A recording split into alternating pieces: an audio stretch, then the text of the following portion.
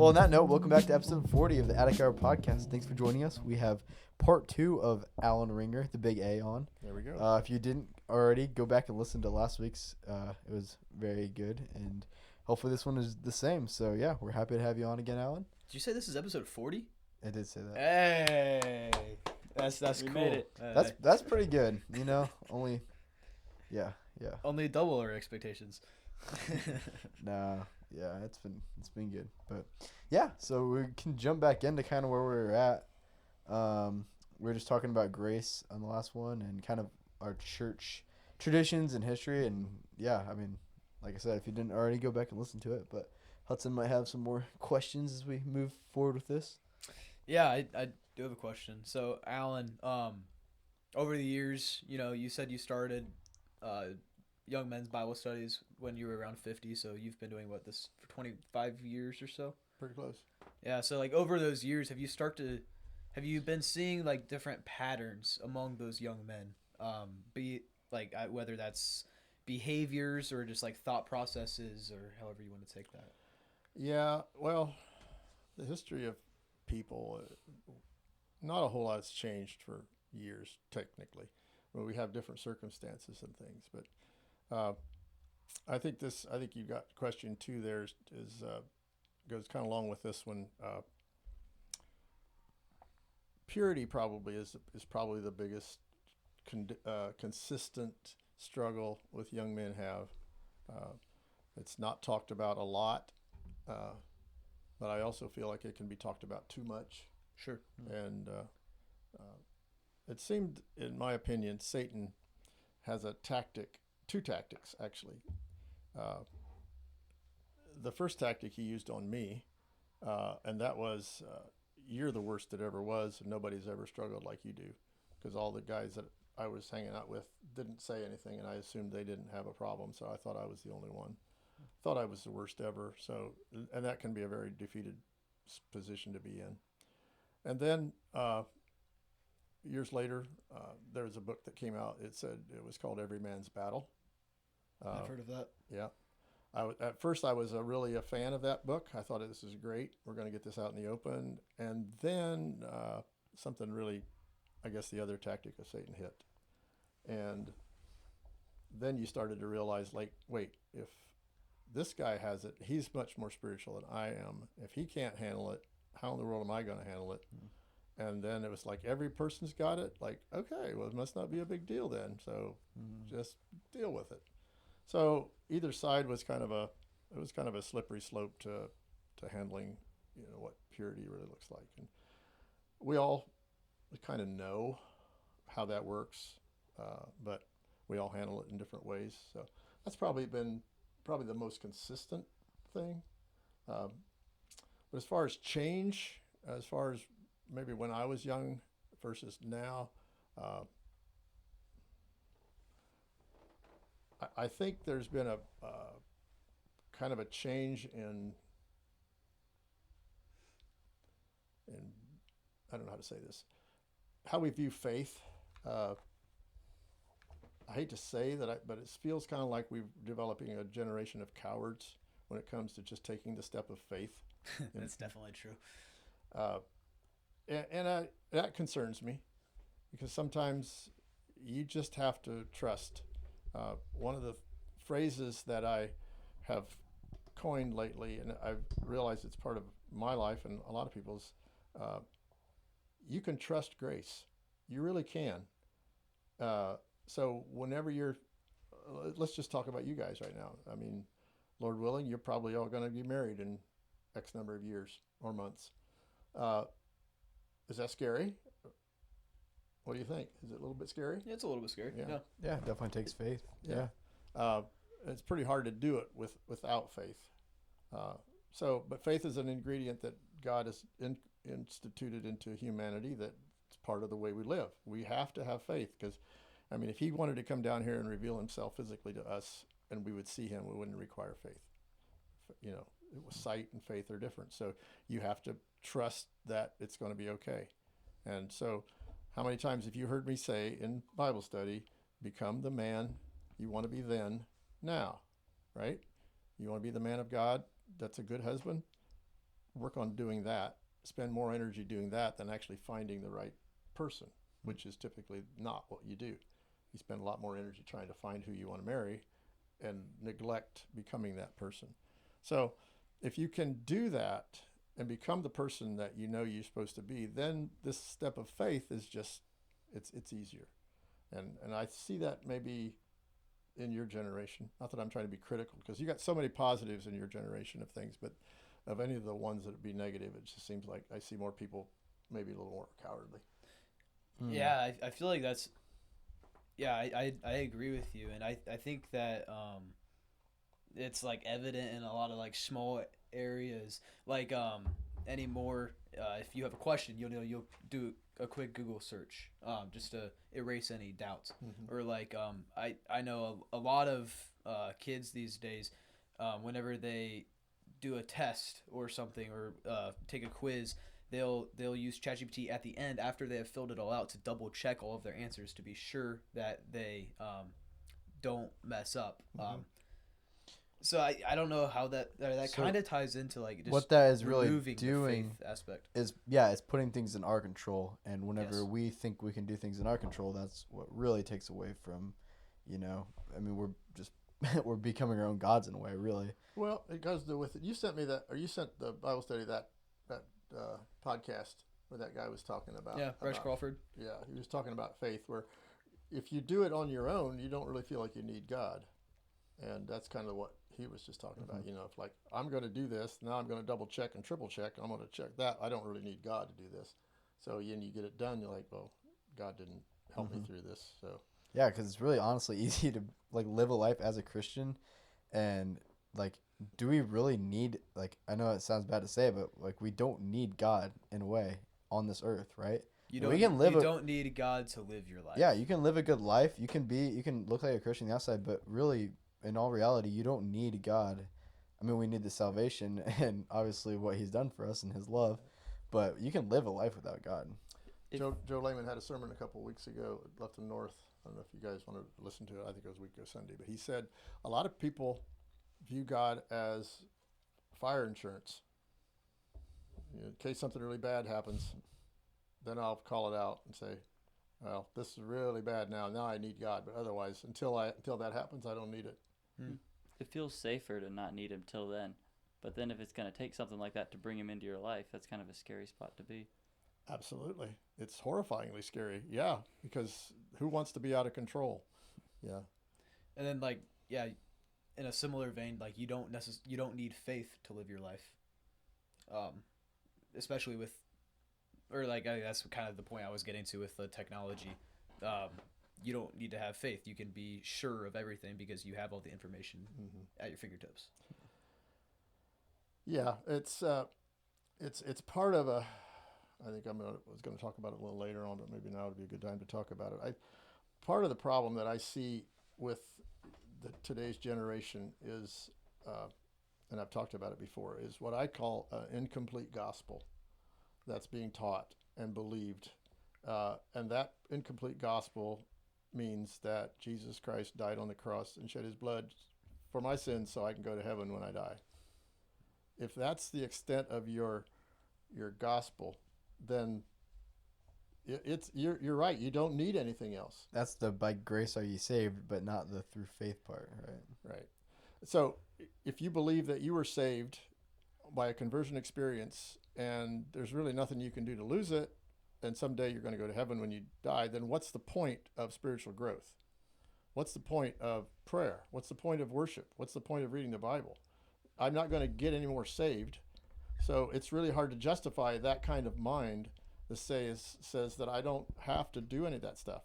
But if you go into that Titus passage that I've quoted to you guys before, for the grace of God, if I can remember it here, for the grace of God that brings salvation has appeared to all men, teaching us, okay, listen, teaching us what? To deny ungodliness and worldly lust, to live soberly, righteously, and godly in this present age.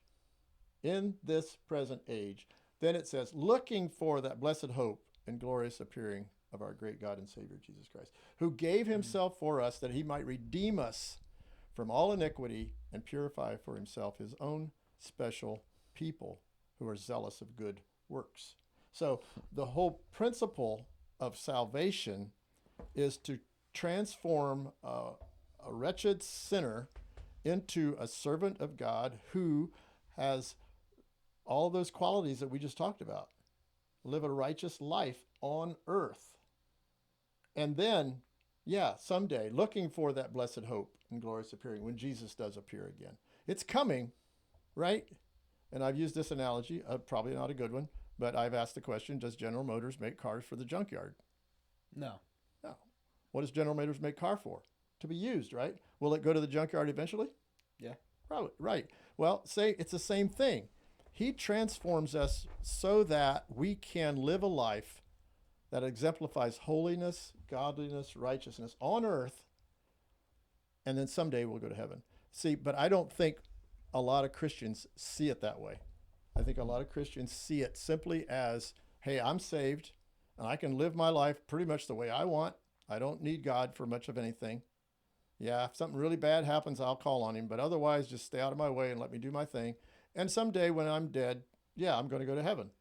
It's the best of both worlds, but it's a lie.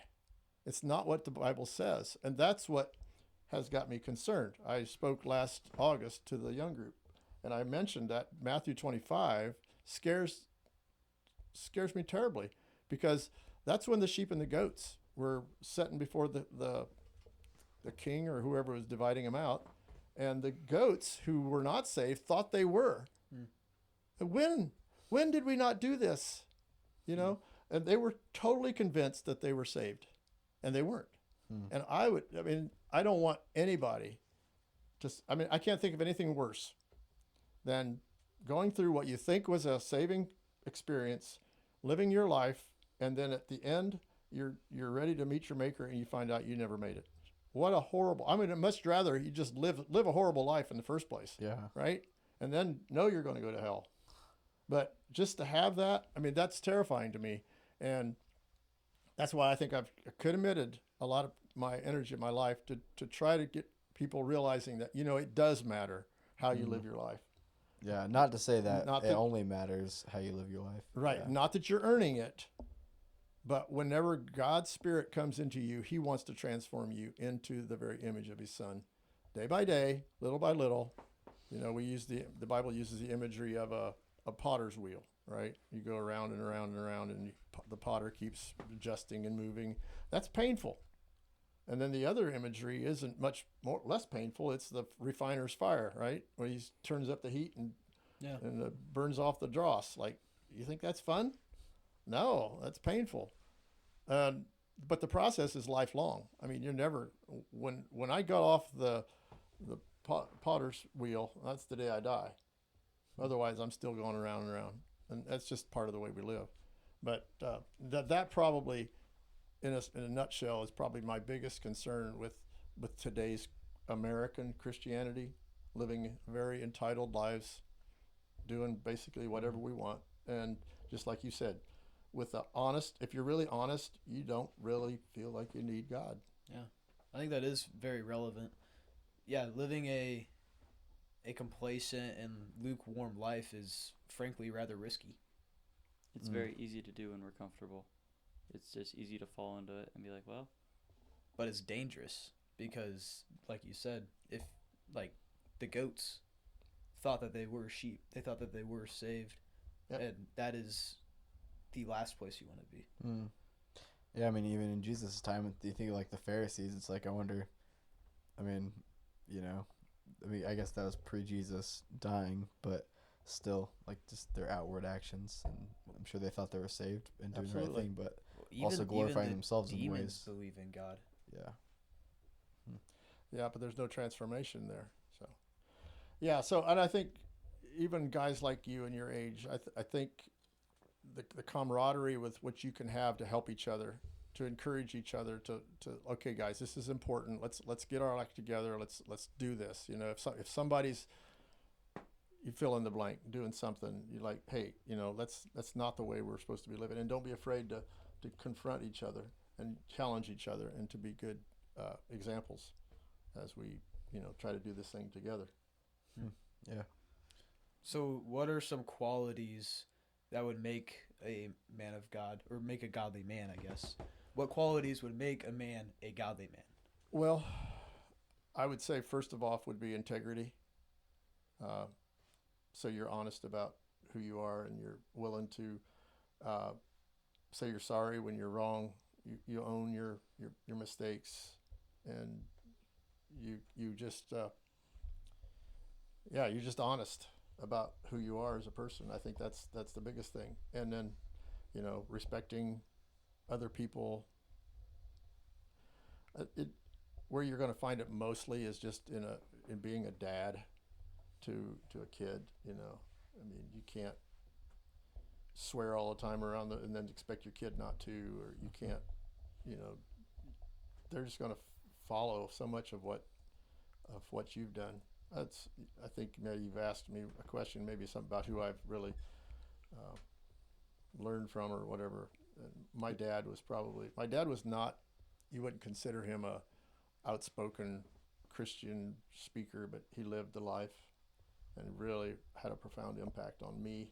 I worked with him for 40 years after I was out of college, and but always the utmost of kindness and love and grace. And so it's a really important, as you become husbands and fathers, to be that kind of Lead dad by to example. your kids, because if you're not a good godly father, it's really going to be hard for your kid to accept God as a good father.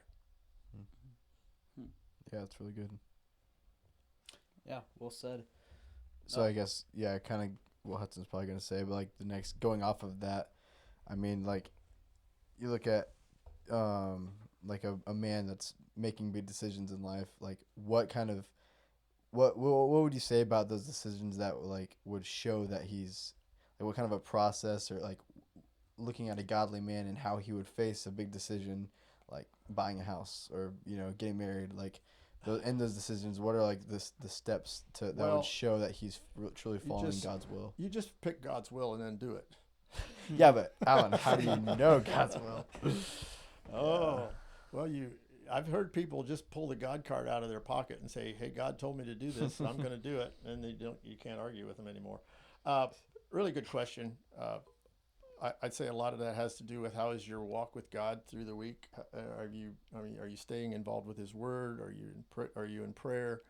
How are you connected with Him? Are you sensing a nearness to God? That would be one thing. Because I think if you are sensing a nearness to God, likely He'll show up in your mind or your heart, as far as if you're going the wrong direction. That's one way.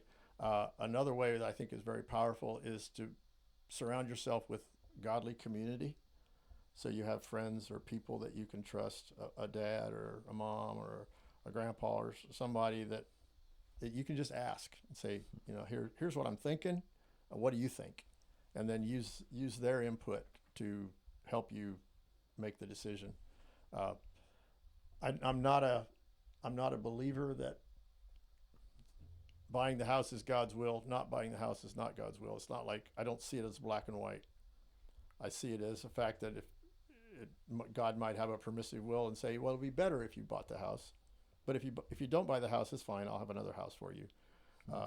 But because I believe if you're a true child of God, God is on every path.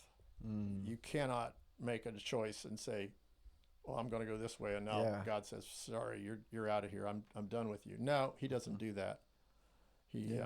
Somebody used the example one time about the modern day GPSs on your phone or your car or whatever. You make the wrong turn, what does it do? It doesn't say, "Oh, you idiot."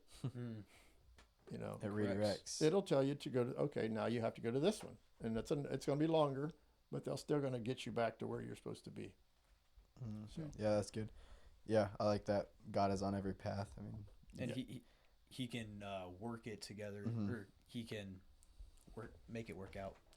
Yeah, and sometimes you learn more in those times when you mess up and like, I shouldn't have bought the house, or I shouldn't have done that. Like, what can you gain out of that? Because God is a master of bringing lessons from bad choices. It's like you learn. I think you might have said something in there on one of your questions about what have you learned that you so you don't have to go through it or make the same mistake. But so many times that's the best way to learn is just Make make a the mistake. mistake and say, okay, that didn't work, so I'm going to. And if you're like most people, you're going to have plenty of those opportunities to say, man. Hmm.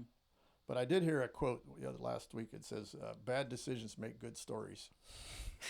That's pretty That's accurate. true. That's true. Oh, that's very true. Yeah, That's but very and true. some things like, marriage. I would hope that Yeah. your decision isn't Right. isn't a bad decision. 'Cause No, you that's don't gonna want end to. in- You don't want that kind of story to Yeah. be told. Yeah. But, So what's speaking of lessons? I guess what's a lesson that that took you like years to learn? I guess. well, I'm probably still learning it. If to be real honest, but the whole idea of what I talked earlier about trusting grace, I think that lesson took me a long time to not deal with the what ifs in life. One of the things that I'm dealing with now is my body is changing with the polio, and it's harder for me to get around. More pain, more discomfort, more weakness. Muscle atrophy happens in aging all the time. You guys are getting into your peak of your muscle development, but there will come a time when you won't be as fast or as strong as you are now because muscles just do that. And with my right leg only having 20 to 25% of the muscle that the other one does, do the math. You lose 10%, you're losing a lot. And so that's one of those things like, well, what am I going to do whenever I can't walk or go upstairs or whatever? How am I going to handle that? The what ifs can kind of drive you crazy.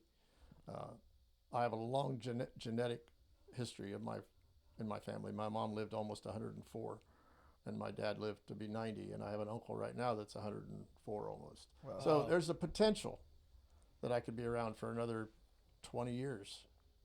And looking at the future, like, okay, the trajectory that I've had over the last couple years, follow the graph. I'm not going to be walking. And what am I going to be doing? Am I going to be in a power wheelchair or whatever? But the whole idea Get is you like a hover cart or something. yeah, Float around them. yeah, or even one of them fancy drones. I could Yeah. Yeah.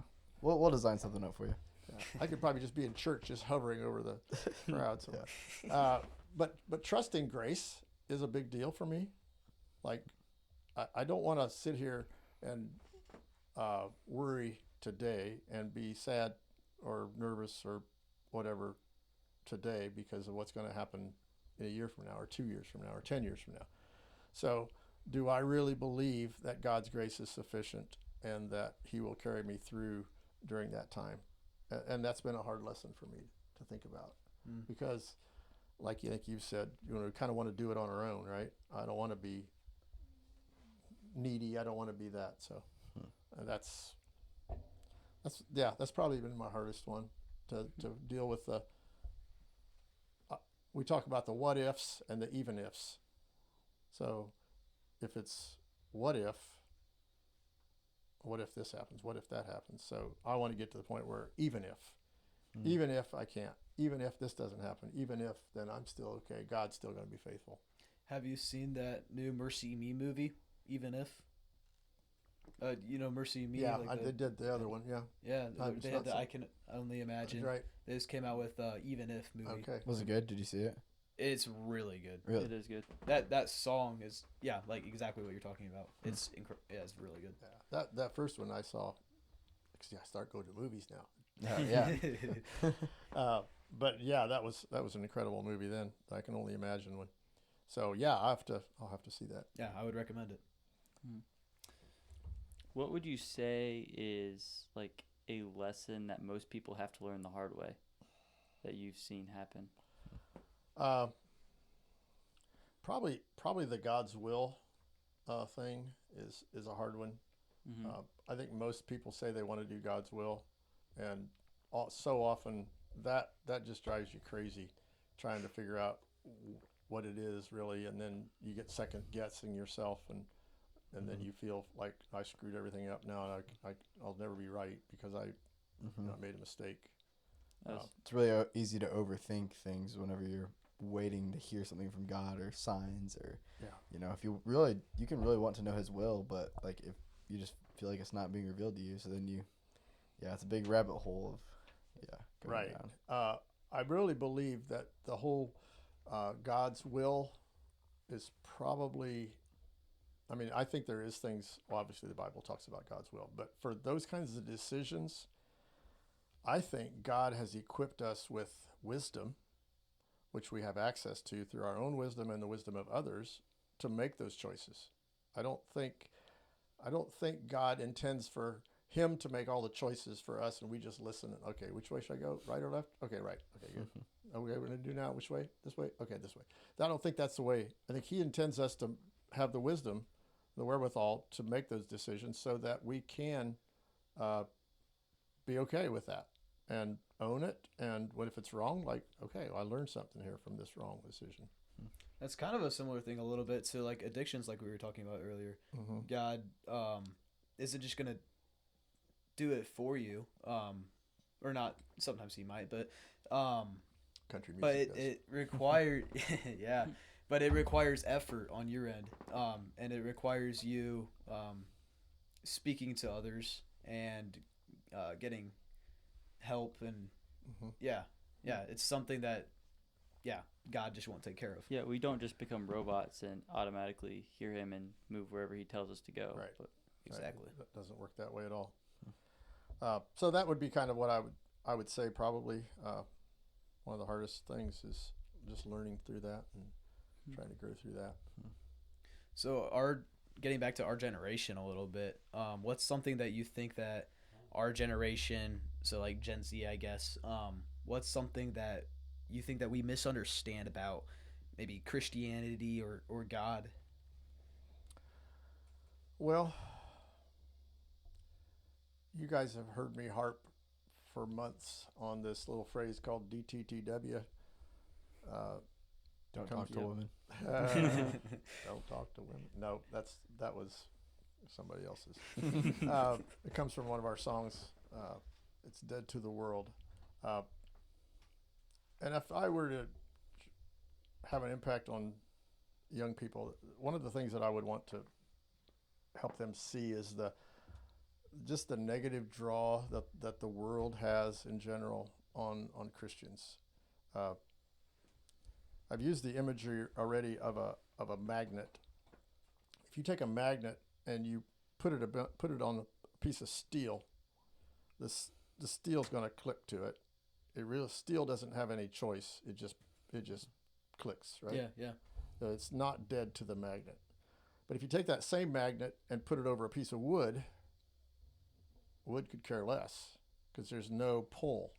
So the wood would be dead to the magnet, but the steel isn't. So in a theoretical world, we're just all supposed to be wood, right? So the world's pulling like crazy and you could care less.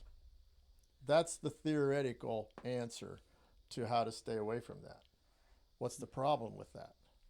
We're not wood. Yeah. We're not wood. Yeah, how practical is that? Yeah, well, it's not practical because we have feelings and we have desires and we have things. So, but is it possible to be a steel exposed to a magnet but still resist? yes. That's If you have if you have the same, there's going to have to be some ifs involved, right? yeah. Mm-hmm. So if what? If If it has the same charge as the magnet, then it would push against it. well, that wasn't No, exactly. I'm sure there's a way you can pull this into the Well, analogy. I'm not talking about it in a physical way. If you have some desires to do what the world does and the world pulls you, are you incapable of stopping that?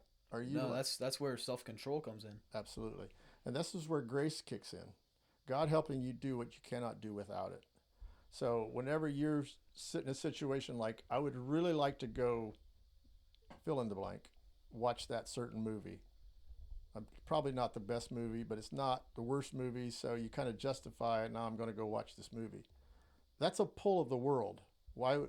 Because you want to go watch it because the world wants to show it to you. So I'm not saying it's horrible and it's the worst thing ever to do it, but do you really want to do what they're doing? And I've asked that to you guys before. Do you really want to go where they go? Do you really want to look like they look? Do you really want to talk like they talk? You really want to watch what they watch?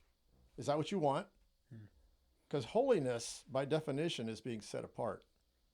And we're called to be holy. So we're called to be separate, unique, different. In Titus 2 passage, it says a peculiar people that are different than the world, walking a different way and a different path. And if that can be your vision, like, I want to be different. If I go see a movie, I want it because I've thought it through. I've decided that it's the right thing for me to do, and I'm going to go do it. I'm not pulled by the world. I'm making a conscious decision based on what I've thought it through. You know, whatever that is, if you prayed about it or whoever. But you're doing it with a clear conscience, not like, oh, I hope God doesn't see this, or I hope this, or whatever. It's probably not, but I'll get forgiveness later. Like, no, that's not what it's about. It's about becoming a man who makes his own decisions based on his own set of standards of what I value. And if you value God's obedience, if you value even what it looks like to other people, maybe the light you'll be to the people that are going around. Or maybe when you got guys and they're saying, hey, you want to go do whatever? I won't say anything about Fortnite because somebody might be listening. But you can say, you know what, it's probably not the best thing. It's okay, we could probably do it, but I don't think we should do that. I mean, let's do something else. Let's whatever. Yeah, that's what I find personally hard, is things that's like that aren't sins, that aren't even maybe taking me away from God in any way. Like, the world drinks Red Bull, right?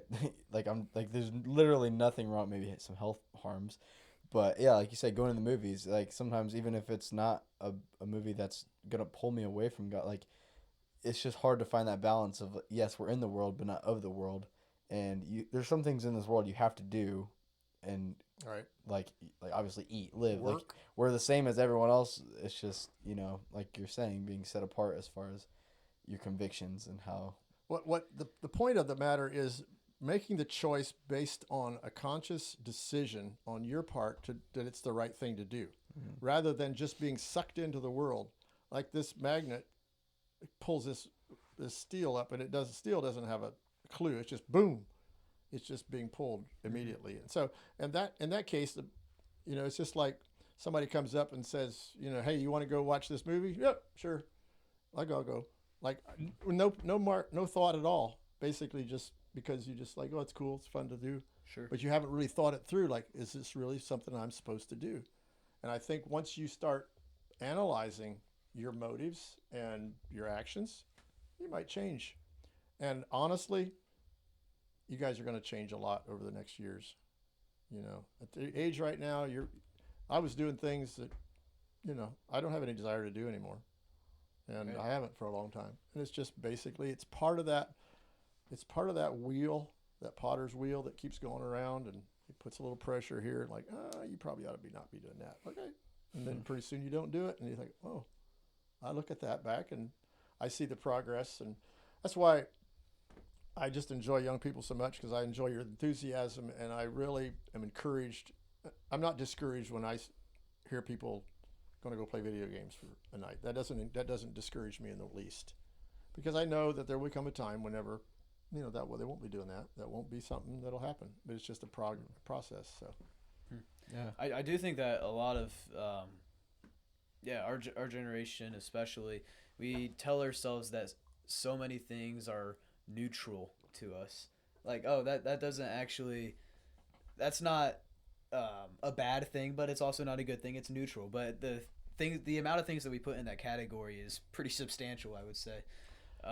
So I guess that's. and the more when you create that neutral category, it naturally grows, and the other two categories naturally shrink. Like, there's really not a whole lot that's really ungodly. Like, if you have a movie that's, say, 99.9% pure, and you have, you know, 30 seconds of bad, Mm-hmm. what's the verdict? What is that? Is that bad? What about 10 seconds of bad?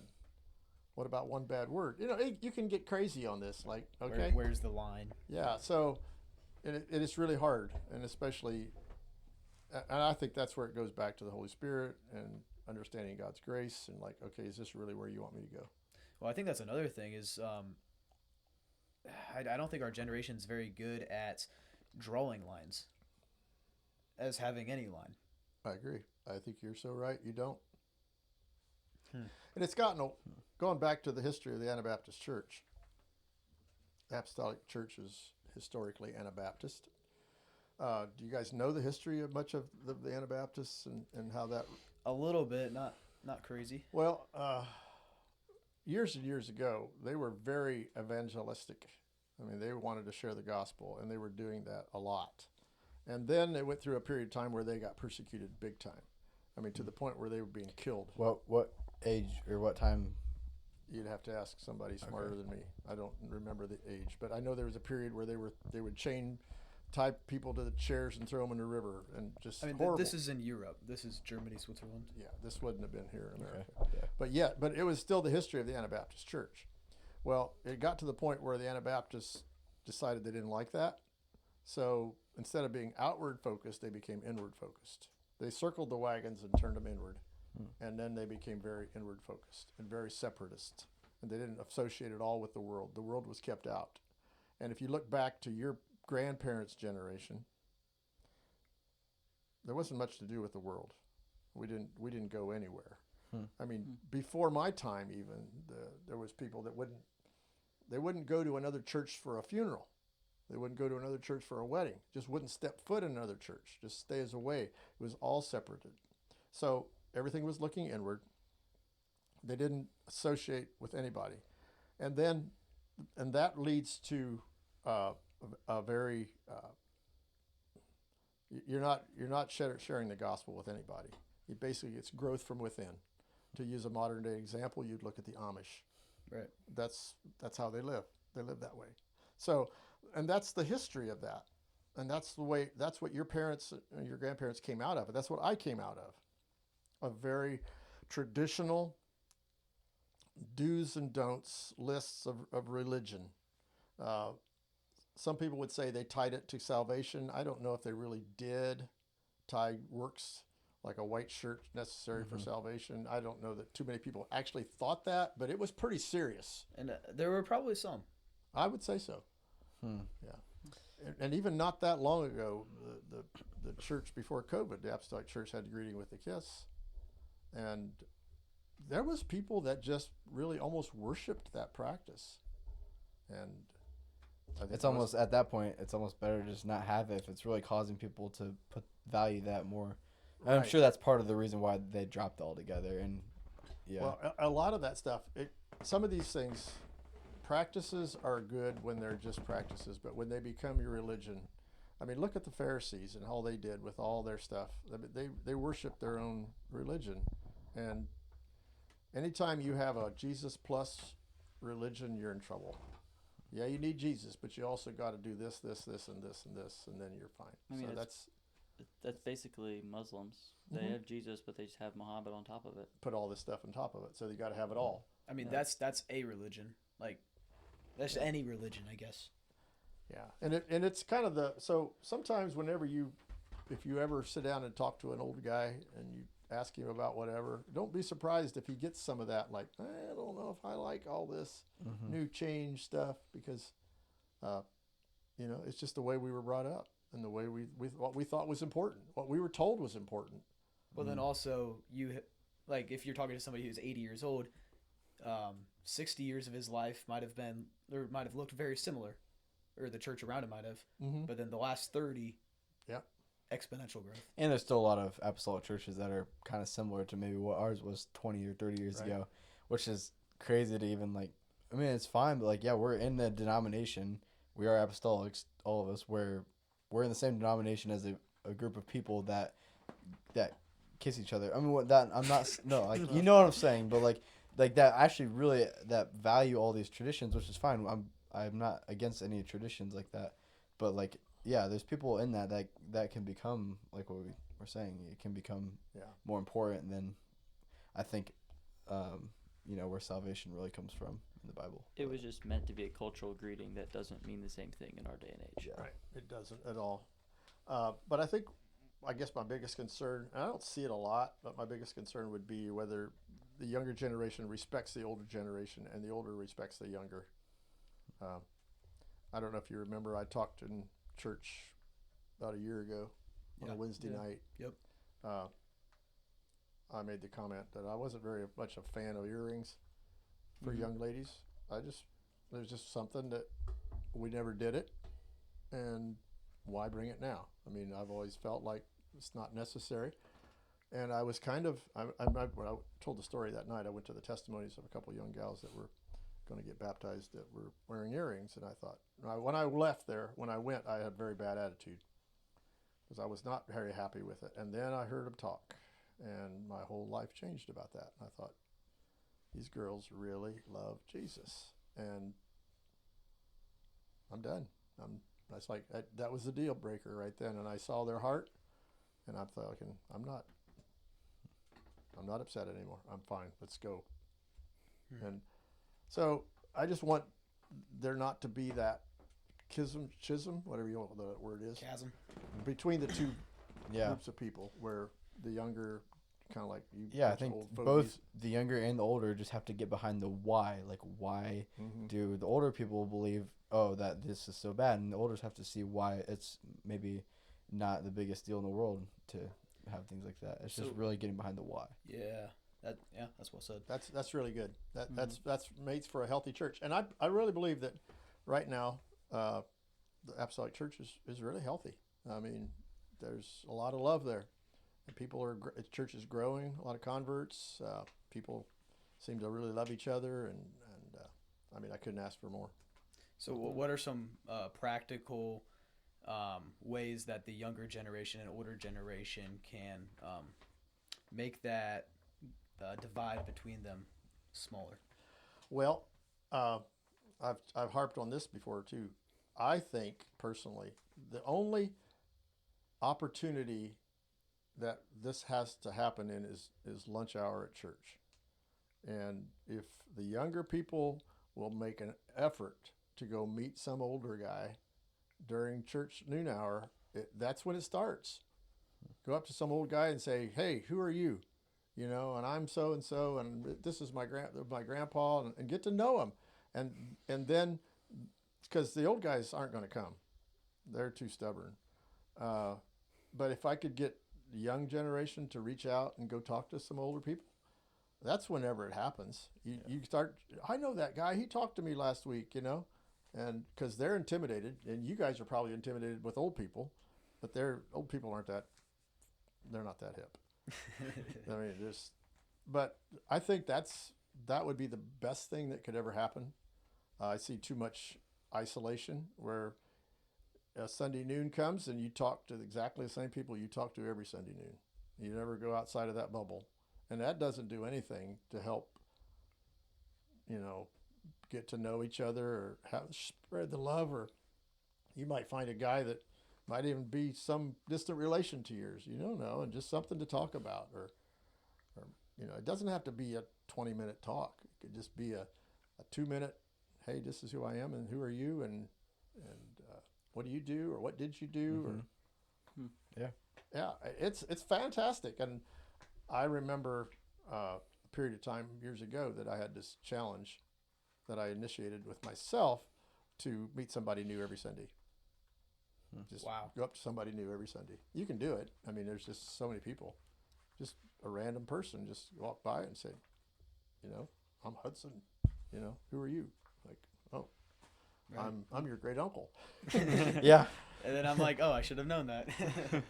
So, yeah, I think that's the best way. I mean, Yeah, it's really good. It's a Yeah. perfect opportunity. And we're blessed to be in such a big church where we have that. And there's a lot of churches where you have to travel if you want to get too much of that. yeah, if you But- go to Valpo, you probably wouldn't take you too long to meet everybody there. Yeah. We did go there a few weeks ago. I really enjoyed the day. It was fun. Yeah, it's good. Yeah, that's cool. Hey, thank you for coming on, Alan.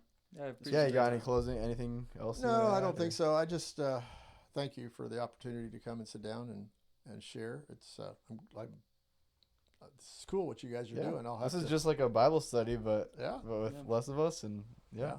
That's More good. people can hear it. Yeah, well, So what do you guys have? You guys have anything else you want to end it up with, or No, I or think we something? had Hudson had some good questions in Yeah, this. that was good questions. Yeah, Yeah. that was thought provoking. Hmm. So yeah, good luck. Wish you well, and God bless, and yeah, keep it up. Yeah, Yeah. thanks. It was fun. Appreciate All right, you coming thanks on. for listening, everyone. I hear that outro music. Here we go.